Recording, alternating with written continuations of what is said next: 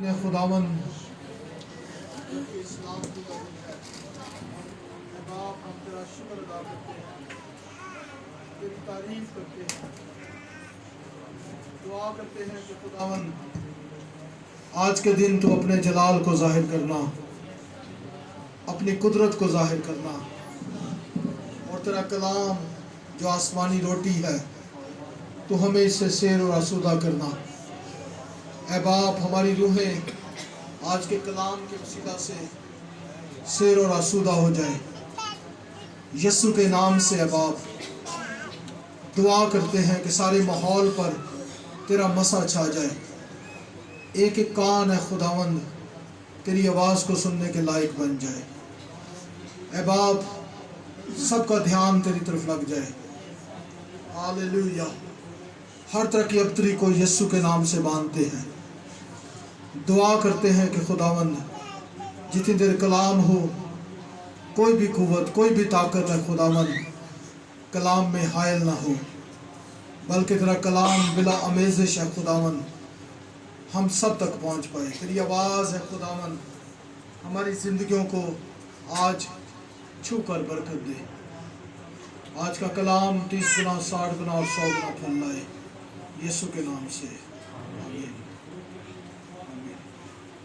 خداوند یسوع مسیح کے نام میں آپ سب کو بہت بہت سلام۔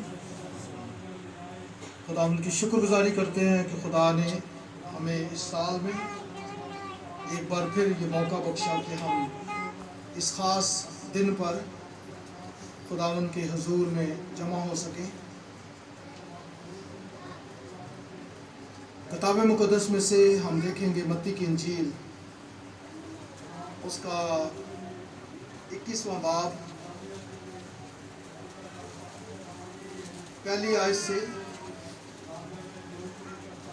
11ویں آیت تک خداوند کے مقدس کلام میں سے۔ متی کی انجیل 21واں باب، پہلی آیت سے 11ویں آیت تک۔ اور جب وہ یروشلم کے نزدیک پہنچے اور زیتون کے پہاڑ پر بیت فگے کے پاس آئے تو یسوع نے 2 شاگردوں کو یہ کہہ کر بھیجا کہ اپنے سامنے کے گاؤں میں جاؤ، وہاں پہنچتے ہی ایک گدھی بندھی ہوئی اور اس کے ساتھ بچہ پاؤ گے، انہیں کھول کر میرے پاس لے آؤ، اور اگر کوئی تم سے کچھ کہے تو کہنا کہ خداوند کو ان کی ضرورت ہے، وہ فی الفور انہیں بھیج دے گا۔ یہ اس لیے ہوا کہ جو نبی کی معرفت کہا گیا تھا وہ پورا ہو کہ صیون کی بیٹی سے کہو کہ دیکھ تیرا بادشاہ تیرے پاس آتا ہے، وہ حلیم ہے اور گدھے پر سوار ہے، بلکہ لادو کے بچے پر۔ پس شاگردوں نے جا کر جیسا یسوع نے ان کو حکم دیا تھا ویسا ہی کیا، اور گدھی اور بچے کو لا کر اپنے کپڑے ان پر ڈالے، اور وہ ان پر بیٹھ گیا۔ اور بھیڑ کے اکثر لوگوں نے اپنے کپڑے راستہ میں بچھائے، اور اوروں نے درختوں سے ڈالیاں کاٹ کر راہ میں پھیلائیں، اور بھیڑ جو اس کے آگے آگے جاتی اور پیچھے پیچھے چلی آتی تھی پکار پکار کر کہتی تھی، ابن داؤد کو ہوشانا، مبارک ہے وہ جو خداوند کے نام پر آتا ہے، عالم بالا پر ہوشانا۔ اور جب وہ یروشلم میں داخل ہوا تو سارے شہر میں ہلچل پڑ گئی، اور لوگ کہنے لگے یہ کون ہے؟ بھیڑ کے لوگوں نے کہا یہ گلیل کے ناصرت کا نبی یسوع ہے۔ کلام مقدس کا پڑھا اور سنا جانا آپ سبوں کے لیے باعث برکت ہو، آمین۔ کتنے لوگوں کو میری آواز آ رہی ہے؟ آ رہی ہے؟ زوردار تالیاں بجائیں۔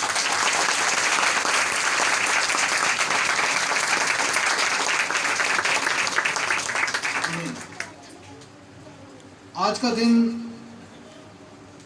وہ دن ہے جو بہت ہی مشہور دن ہے، اور کتاب مقدس میں ہم نے دیکھا اس دن کے تعلق سے،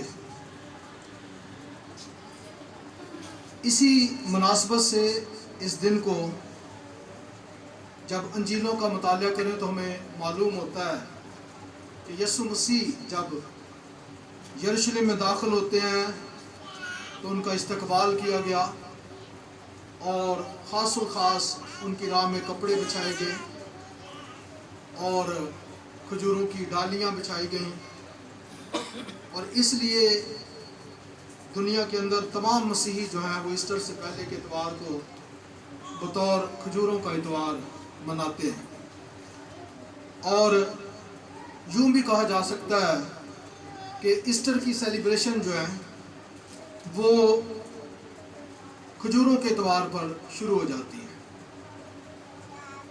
کھجوروں کا اتوار، جیسے آج ہم جمع ہیں، اگلا اتوار ایسٹر کا دن ہوگا، عید قیامت المسیح ہوگا، یسوع مسیح کا شاہانہ استقبال کیا گیا۔ سب سے پہلے ہم ان الفاظ پر، چند ایک الفاظ پر غور کریں گے۔ ایک شہر ہے جس کا نام یروشلم ہے۔ یروشلم کا مطلب ہے سلامتی کا شہر۔ پھر ایک زیتون کے پہاڑ کا ذکر ہے، اور اس مقام کا ذکر ہے پہلی آیت کے اندر۔ ایک مقام ہے بیت فگے۔ کیا ہے؟ بیت فگے۔ بیت فگے کا مطلب ہے کچے انجیروں کی جگہ۔ کون سے انجیروں کی جگہ؟ کچے انجیروں کی جگہ۔ زیتون کے پہاڑ پر زیتون کا پودا بھی ہم دیکھتے ہیں کہ اس حوالے کے اندر پہلی آیت میں موجود ہے، اور یہ وہ مقام ہے کہ جہاں سے یروشلم شہر جو ہے وہ بڑا واضح اور صاف نظر آتا تھا۔ اس سے پہلے کہ یسوع مسیح یروشلم شہر میں داخل ہوتے، انہوں نے اپنے شاگردوں کو ایک کام دیا، اور ابھی جب بھائی پاسٹر کیلون گیت گا رہے تھے تو وہ ایک بات کہہ رہے تھے کہ یسوع نہ صرف کہتا تھا بلکہ وہ خود بھی کرتا تھا، کر کے دکھاتا تھا۔ صرف وہ الفاظ کا پیغمبر نہیں تھا، بلکہ جو کچھ کہتا تھا وہ اس پر خود بھی عمل کرتا تھا۔ یسوع نے دو شاگردوں کو کوئی کام دیا۔ یروشلم کے اندر اس سے پہلے کہ یسوع داخل ہوتا، جب ہم 20واں باب اور اس کی 17ویں آیت پڑھتے ہیں، 17ویں سے 19ویں آیت تک، تو وہاں پر ہمیں اس کام کا ذکر ملتا ہے، اس مقصد کا ذکر ملتا ہے جو یروشلم میں یسوع کرنے جا رہا ہے۔ لکھا ہے، یروشلم جاتے ہوئے یسوع 12 شاگردوں کو الگ لے گیا اور راہ میں ان سے کہا، دیکھو ہم یروشلم کو جاتے ہیں۔ کہاں جاتے ہیں؟ یروشلم کو جاتے ہیں، اور ابن آدم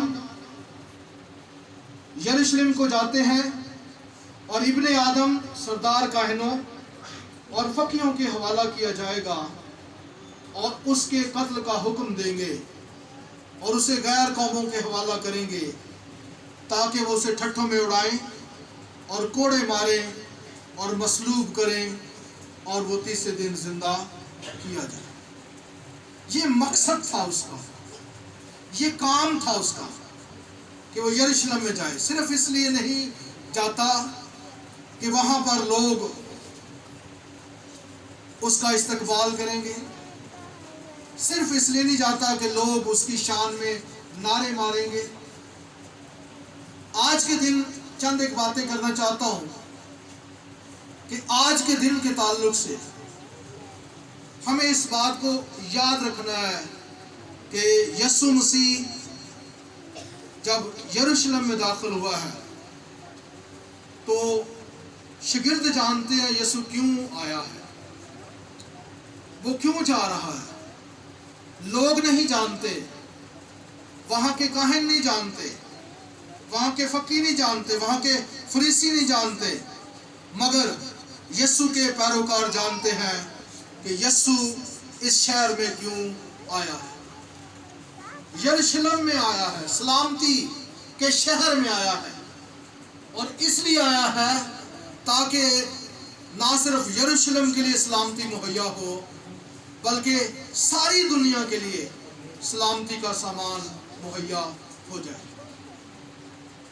और यरूशलेम शहर जो है उसके बारे में हम बड़े वसूख के साथ कह सकते हैं कि यरूशलेम शहर वो शहर है कि जहां पर यीशु जाता है। और वापस आते हैं 20वें बाब की 17वीं आयत से 18वीं आयत के अंदर लिखा है, देखो हम यरूशलेम को जाते हैं, इब्ने आदम सरदार काहिनों और फकीहों के हवाला किया जाएगा।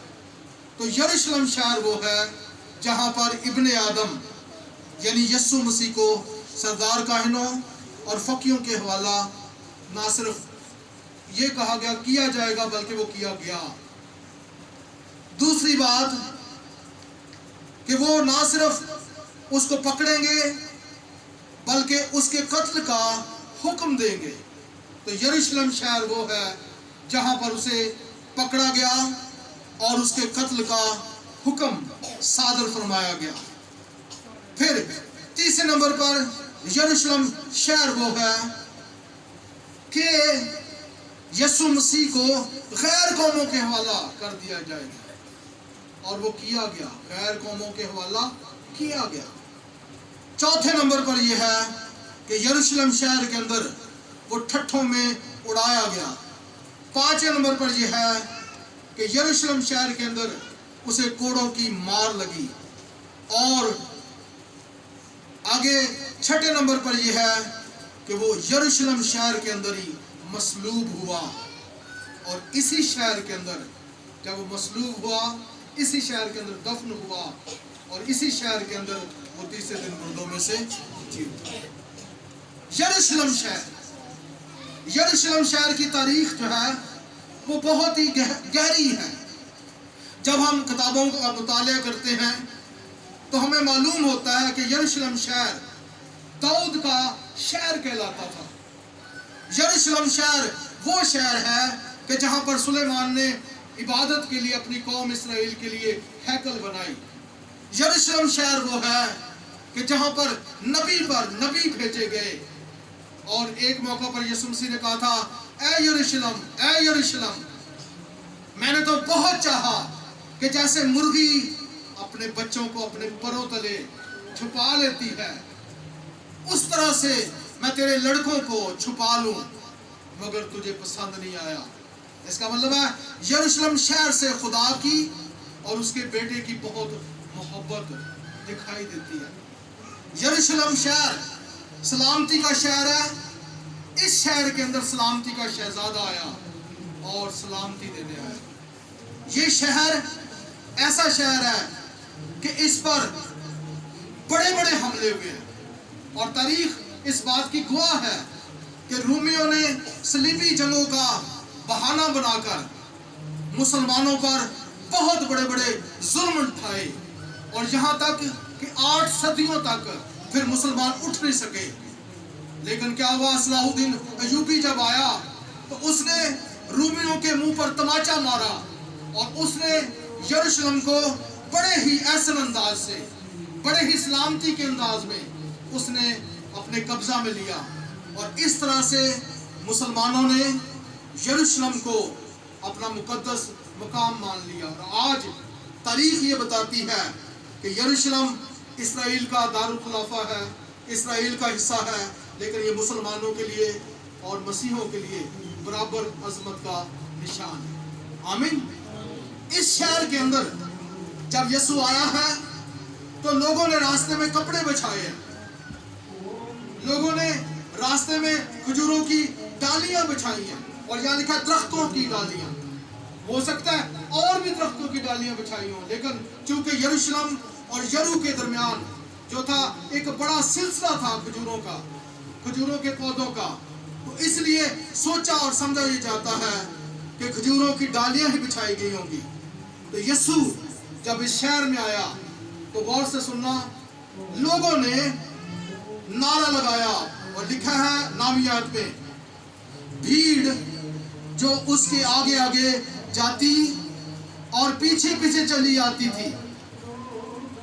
देखिए कैसा मंजर है, भीड़ जो उसके आगे आगे जाती और पीछे पीछे चली आती है। गोया उसके आगे भी लोग थे और पीछे भी लोग थे, दरमियान में मेरा और आपका यीशु है। आमीन। वो लोग जो उसके आगे और पीछे हैं, लिखा है पुकार पुकार कर वो भीड़ कहती थी, इब्ने दाऊद को होशाना, इब्ने दाऊद को होशाना, मुबारक है वो जो खुदावंद के नाम पर आता है, आलमे वाला पर होशाना। यहाँ एक बात है कि उन्होंने ये दरख्वास्त नहीं की। होशाना का मतलब क्या है? होशा, होशा असल में होशा का मतलब है बचा। क्या मतलब है? बचा। और जब भी इब्रानी में किसी भी लफ्ज के बाद में यानी लाह का लग जाता था तो वो उसकी सिफ्त को बदल देता था। होशा का मतलब है बचा, और ना का मतलब है दरख्वास्त करते हैं, मिन्नत करते हैं, अर्ज करते हैं कि हमें बचा। कामूसल किताब का मुसन्नफ जो है वो कहता है, इसका मानी है कि उन्होंने नारा लगाया, पुकार पुकार कर कहा, हमें बचा। खजूरों की डालियां रास्ते में है, रास्ते में बिछाई गई हैं, लेकिन पुकार क्या है यरूशलेम के लोगों की? हमें बचा, हमें बचा। और ना सिर्फ उन्होंने जमीन पर दरख्वास्त की, बल्कि वो आलमे बाला पर भी कहते हैं, हमें बचा। आलमे बाला पर किससे फरियाद कर रहे होंगे? वो खुदा बाप से फरियाद कर रहे होंगे। जमीन पर वो खुदा बेटे से फरियाद कर रहे हैं, हमें बचा। और मेरे अजीजों, बचाने वाला यरूशलेम के अंदर आ गया है। इस दुनिया के अंदर उसके आने का मकसद ही ये था कि वो दुनिया को उनके गुनाहों से, मौत से, बर्बादियों से, हलाकतों से, तंगियों से क्या करे जी? बचाए। उनकी दरख्वास्त क्या है? और मैं आपसे ये कहूंगा कि आज के दिन को सिर्फ खजूरों तक ना रखें, बल्कि काश के हम में से हर एक की फरियाद हो कि खुदावंद मुझे बचा। आज के इस 2021 के खजूरों के एतवार में ये पैगाम देना चाहता हूं कि उन्होंने पुकारा था, हमें बचा। और विलियम मैकडोनल्ड अपनी तफसीर के अंदर इस तरह से बयान करता है कि होशाना का मतलब है अभी नजात दे, अभी नजात दे, हम तेरी मिन्नत करते हैं, अभी नजात दे। और याद रखें कि बचाने के लिए अगर वक्त पर ना पुकारा जाए तो इंसान क्या होता है? गांदा गांव टूट जाता है। एक मौका पर पतरस पानी पर चल रहा था, डूबने लगा, और अगर वो ये ना कहता खुदावंद बचा, तो डूब कर मर सकता था। लेकिन उस सारे हालत के अंदर उसने यीशु को पुकारा, मुझे बचा। मैं आपसे ये कहूंगा कि इन दिनों बहुत सारे लोग हैं जो कोरोना की जद में हैं, बहुत सारे लोग हैं जो कोरोना के दूसरी किस्मों की जद में हैं, और बार बार इंतबाह किया जा रहा है कि आप अपने एहतियात करें, एहतियात करें, एहतियात करें। लेकिन मैं आपको बताऊं कि दुनिया के अंदर एक है जो हमें हर तरह के रोगों से बचाता है। आमीन। उन्होंने कहा हमें बचा। और गौर से सुनना, असल में उन्होंने क्यों पुकारा था? क्यों कह रहे हैं होशाना? इब्ने दाऊद को होशाना, मुबारक है वो जो खुदावंद के नाम पर आता है। 3 बड़े मौजज़े असल में लोगों ने देखे थे। कितने बड़े मौजज़े? 3 बड़े मौजज़े। एक पहला मौजज़ा हमें 20वें बाब की 29वीं आयत से 34वीं आयत तक नजर आता है कि जब वो यरूशलेम से निकल रहा है, लिखा है जब वो यरूशलेम से निकल रहे थे एक बड़ी भीड़ उसके पीछे हो ली, और देखो 2 अंधों ने, इन्होंने 2 अंधों ने जो राह के किनारे बैठे थे, ये सुनकर के यीशु जा रहा है, चिल्लाकर कहा, ऐ खुदावंद इब्ने दाऊद हम पर क्या कर जी, रहम कर। लोगों ने उन्हें डांटा कि चुप रहें, लेकिन वो और भी चिल्लाकर कहने लगे, ऐ खुदावंद इब्ने दाऊद हम पर रहम कर। यरूशलेम के लोग भी यही कह रहे हैं, होशाना, हमें बचा, हम पर रहम कर। यरूशलेम से वो निकला है, रास्ते में लोगों ने फरियाद की। ऐसे लोग जो अंधे हैं, उन्होंने पुकारा है, खुदावंद इब्ने दाऊद हम पर रहम कर। यीशु ने खड़े होकर उन्हें बुलाया और कहा, तुम क्या चाहते हो कि मैं तुम्हारे लिए करूं? आज आपसे भी और मुझसे भी वो कह रहा है कि तुम क्या चाहते हो कि मैं तुम्हारे लिए करूं? क्या चाहते हो? मैं तुम्हारे लिए क्या, सिर्फ इतना चाहते हो कि मैं तुम्हारी खजूरों की डालियां देखूं? ठीक है, वेल एंड गुड, लेकिन इससे बढ़कर भी कुछ है क्या? अपनी हालतें हम दिखाएं उसको। और वो कहता है, मैं क्या करूं? तुम क्या चाहते हो कि मैं तुम्हारे लिए करूं? उन्होंने उससे कहा, ऐ खुदावंद ये कि हमारी आंखें क्या हो जी, खुल जाए। यीशु को तरस आया और उसने उनकी आंखों को छुआ और वो फौरन बीना हो गए और उसके पीछे। देखें, यरूशलेम से निकला है और भीड़ भी है। ये 2 अंधे राह में बैठा करते थे, मांगते थे भी, लेकिन आज जब मौजज़ा मिल गया, ये भी भीड़ में शामिल हो गए।